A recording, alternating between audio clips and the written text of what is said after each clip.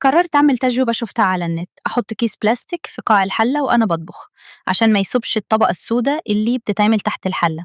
هيشتغل؟ مش عارفة والله. أنا دايما قبل ما أحط الحلة على النار بمرر شوية صابون سايل على القاع، ووريت ده في كذا فيديو قبل كده، بس ساعات بنسى، خصوصا في الحلة اللي بستخدمها كل يوم، ونسيت يومها فبقى في طبقة سوداء كده تحت. كنت شفت الحركة دي بالكيس على النت بس ما كنتش جايبة أبي أجربها، بس قُلت خلاص النهارده هاجرّب، لو نفع مع الناس هينفع معايا كمان. البنت في الفيديو كانت حاطة زيت حوالين الحلة، بس أنا استخدمت صابون سايل. المهم الكيس يلزق كويس، طلّعت كل الهوا منه كويس. حطيت الحلة على النار ولقيت الكيس بيزحلق شوية فقلقت، بس قُلت خلاص كمّل. حطيت البطاطس وسِبتها تستوي. لمّا استوت شِلت الحلة من على النار، وما كنتش عارفة أشيل الكيس فورًا والّا أسيبها تبرد. قررت أستنى شوية، بصراحة كنت متوترة جدًا. بس أول خطوة نجحت، الكيس ما ولعش، وده كان أكبر خوفي. لما بدأت أشيل الكيس لقيته بيفك بسهولة، ما كنتش مصدقة إنه بينجح كده.